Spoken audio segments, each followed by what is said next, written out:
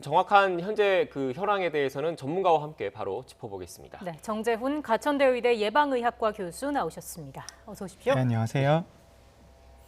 신규 확진자 542명입니다. 500명대이긴 합니다만 방역 지표는 여전히 좋지 않은 상황입니다. 지금 상황 어떻게 진단하세요? 네, 지난주에 600명대 확진자가 이어지고 있다가 이번 주에 500명대로 줄어서 상황이 좋아졌나라고 생각하실 수가 있는데요. 네. 우리가 확진자 숫자를 보실 때는 항상 요일을 보셔야 되고요. 우리가 확진자를 검사하는 경우에는 일요일에 검사 건수가 줄어들기 때문에 일요일에 확진자가 줄어듭니다. 그런데 일요일에 확진자가 줄어들었기 때문에 그 확진자에 대한 역학조사 과정에서 나타나는 2차 감염자들도 줄어들게 되거든요. 그러면서 월요일에도 확진자 숫자가 줄어들게 되는데요. 그래서 일요일과 월요일에 확진자 숫자가 줄어들었다라고 판단하기는 좀 어렵고요. 결국은 주 전체의 경향을 봐야 됩니다. 그래서 지난주 같은 경우에는 거의 600명대 확진자가 계속해서 나왔고요. 이번 주 같은 경우에도 600명대 이상의 확진자가 나올 것으로 생각됩니다. 네. 실제로 최근 쭉 동향을 좀 보면 주 초, 월, 화는 좀 주말 영향 등으로 감소하는 경향을 보였다가 주 중반 이후에 다시 좀 늘어나는 그 경향을 좀 보이지 않았습니까? 네, 그런 경향들이 1년 동안 계속 이어지고 있고요. 그래서 우리가 주 초에는 상황이 좋아지고 있구나 이렇게 생각하실 수가 있는데 결국은 주말이 되면 다시 확진자 숫자가 늘어나고 확진자 숫자 같은 경우에는 금요일과 토요일에 가장 높은 경향을 보입니다. 네, 예. 좀 더 지켜봐야 한다라는 말씀이셨던 것 같습니다. 500명이라는 그 숫자 자체도 결코 적은 숫자가 아니니까요. 그것도 주의를 해야 할 것 같고요. 감염 경로 불명 비율도 28% 넘어섰고 감염 재생산 지수도 2주 연속 1을 넘었습니다. 이런 작은 지표 하나하나가 다 안 좋은 상황이라고 볼 수 있겠죠. 네, 전문가들이 유행을 판단할 때 확진자 숫자만 보는 것이 아니고 이런 세부 지표들을 다 보는데요. 네. 가장 중요한 것이 감염 재생산수입니다. 그래서 지금 유행이 현재 더 커지고 있는지 작아지고 있는지를 보여주는 값이고요. 그것 말고도 확진율이라든지 아니면 이제 그 감염 경로 불명 비율 같은 것들이 굉장히 중요한데요. 여기서 하나 짚고 싶은 것은 우리가 실제 감염자 몇 명 중에 몇 명을 찾아내는가의 문제입니다. 근데 우리나라 같은 경우에는 실제 감염자가 3명이 있으면 여러 가지 조사 결과를 보면 1명 정도만 찾아낼 수 있다고 되어 있거든요. 그럼 숨겨진 감염자 2명이 어딘가 지역사회에 있다라는 뜻인데 그런 숨겨진 감염자 같은 경우에는 유행이 확산하는 시기에 가장 많이 숨겨져 있습니다. 지금은 유행이 확산하는 시기이기 때문에 지역사회 어디에든 숨겨진 감염자가 있다고 봐야겠죠. 네, 유행이 확산하는 시기라고 말씀하셨는데 실제로 감염 재생산 지수도 지금 1을 넘어선 상태지 않습니까? 네, 감염 재생산 지수라고 하는 것이 어떻게 보면 과거의 유행을 반영하는 측면이 있습니다. 그래서 이미 과거에 증가를 했기 때문에 지금 감염 재생산 수가 늘어나서 보일 수도 있고요. 그리고 이번 주에 유행이 더 진행이 된다면 이것보다 감염 재생산 수는 더 높아지게 됩니다. 그래서 감염 재생산 수가 본질적으로는 보조적인 지표이고요. 이 유행 현황을 정확하게 보여준다고 보기는 어렵습니다. 예.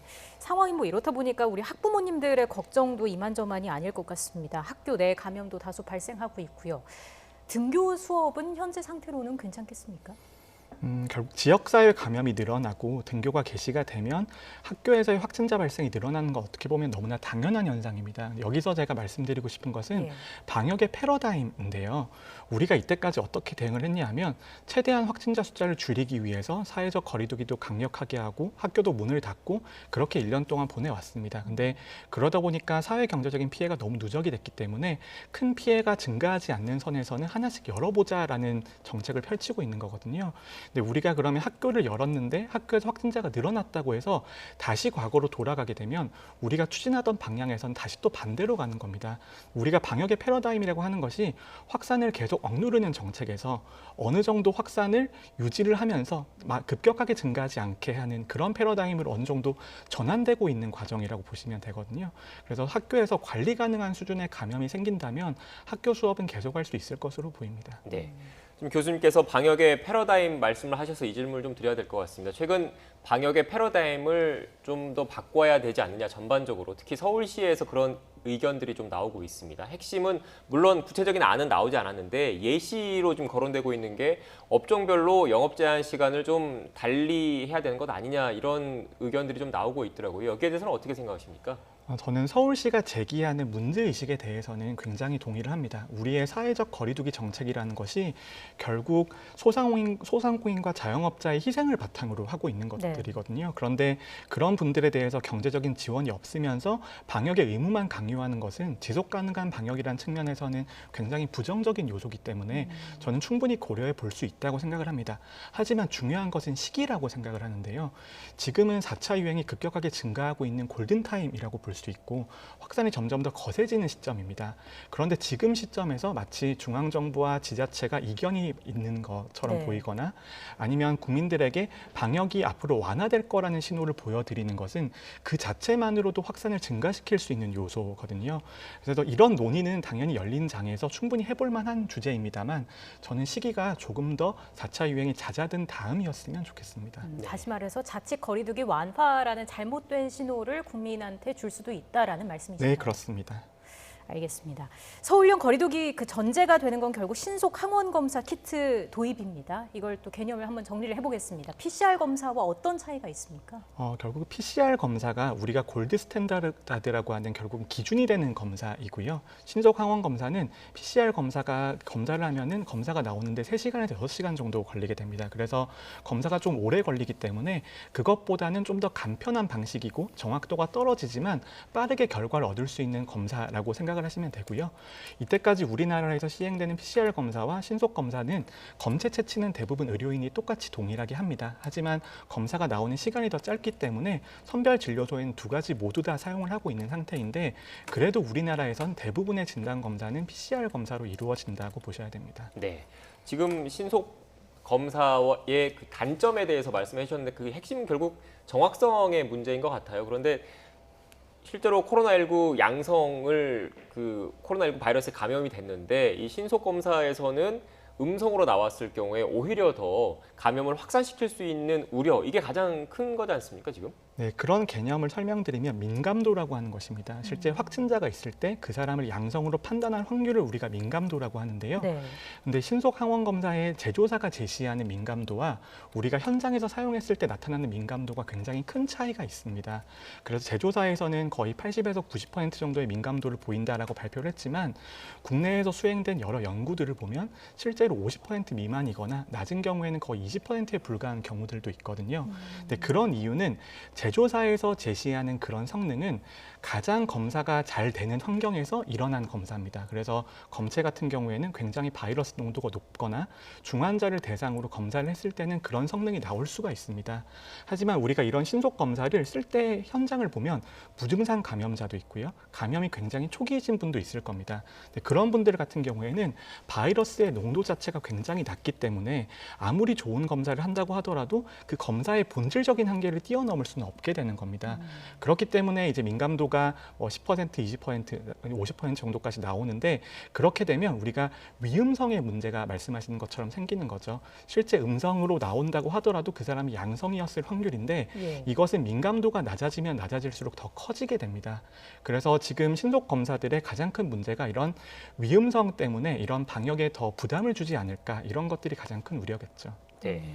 일단 교수님께서는 신속 항원 검사의 그런 부작용에 대해서 좀 방점을 찍고 생각을 하시는 것 같은데 또 어떤 전문가분들 같은 경우에는 지금 우리 지역 사회에 이른바 조용한 전파가 너무 많이 퍼져 있기 때문에 이런 신속 항원 검사 그러니까 빨리빨리 많이 그 검사를 해서 숨은 감염자를 좀 찾아내는 게 중요한 게 아니냐 이렇게 의견을 표출하시는 분들도 계시더라고요. 네, 유럽에서는 실제로 이런 신속 검사들을 굉장히 많이 사용을 하는데요. 우리나라보다는 훨씬 더 감염률이 높은 상태에서 쓰는 거고요. 아무래도 우리가 이런 검사 같은 것들을 할 때 시험 문제를 풀 때 생각해 보면 5개의 보기 중에 하나를 고르는 것과 2개의 보기 중에 하나를 고르는 것을 생각을 해보면 2개의 보기에서 하나를 고르는 게 더 쉽습니다. 결국은 우리가 감염률이 높아지면 높아질수록 신속 검사의 가치가 높아지게 되는데요.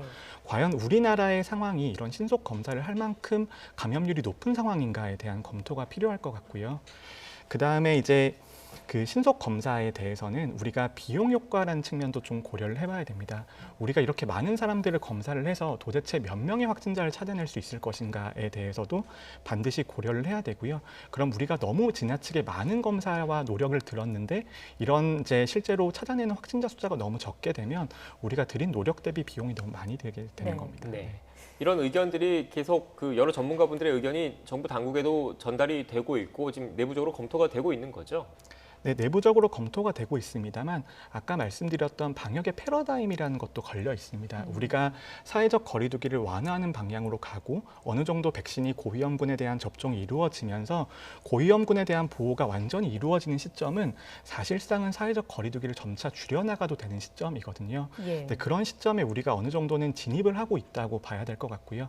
백신의 접종 속도가 물론 잘 나고 있지 않지만 우리가 방역의 패러다임이라는 관점에서 신속 진단검사를 쓰게 된다는 것은 어느 정도 확진자가 늘어나는 것을 용인한다는 의미를 가지고 있습니다. 그래서 확진자가 늘어나고 신속 진단검사의 가치를 가지는 만큼 우리가 사회적 거리두기를 풀어서 경제를 더 살려보겠다 이런 개념으로 이해를 해야 될 것 같습니다. 많은 것을 좀 고려를 해야 할 것으로 보입니다.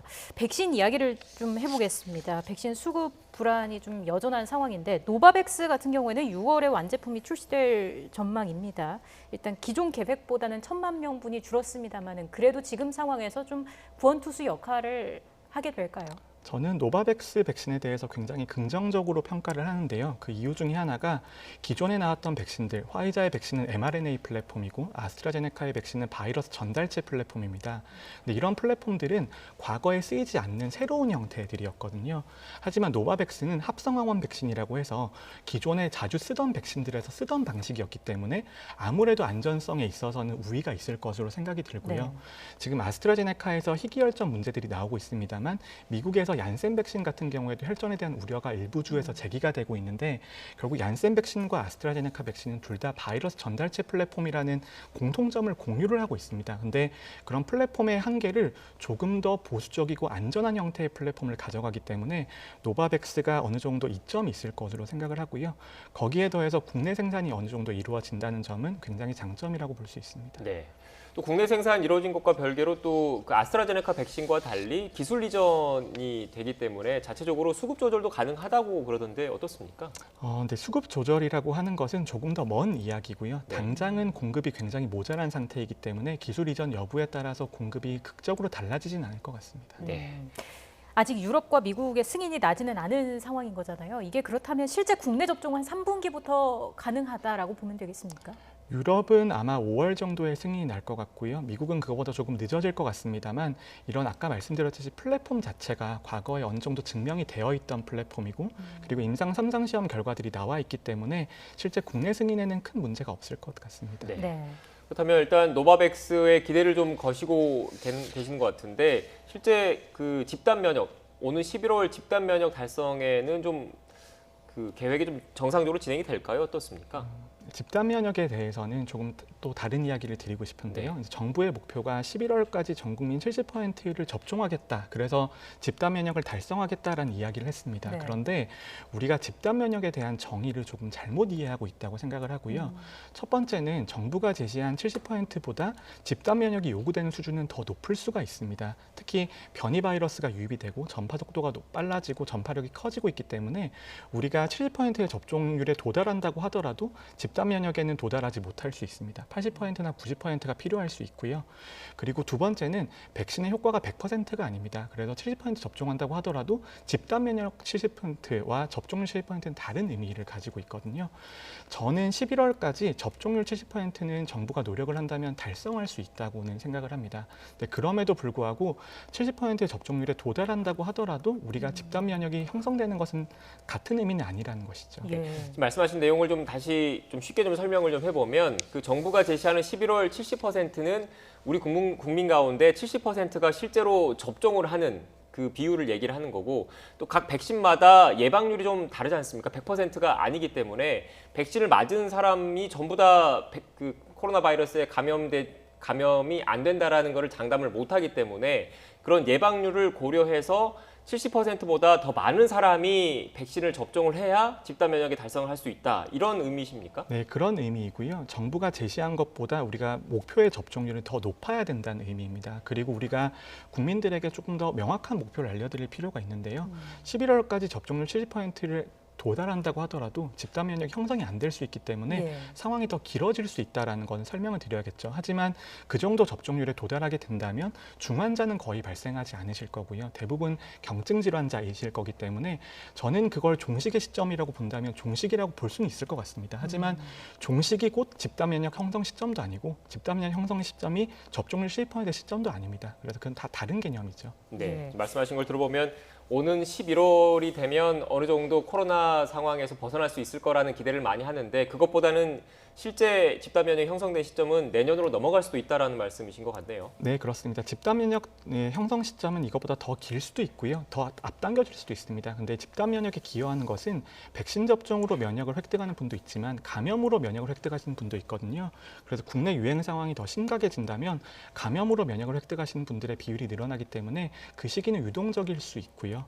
그리고 저는 이제 종식이라고 하는 것은 결국은 우리가 집단 면역에 도달했다고 종식이 되는 것은 아니고 우리가 점점 이 병에 대해서 무뎌지고 사망자가 생기지 않게 되면 그런 시점이 어느 순간은 종식이라고 받아들여질 수 있다고 생각합니다. 네. 이렇게 집단 면역과 관련해서 여러 그 시나리오들이 나오고 있는데 그 과정에서 방역 당국이 국민에게 투명하게 정보를 공개하는 게 무엇보다 또 중요하다라는 말씀이셨던 것 같습니다. 지금까지 정재훈 가천대 의대 예방의학과 교수와 함께 코로나 관련된 이야기 나눴습니다. 오늘 말씀 고맙습니다. 고맙습니다. 감사합니다.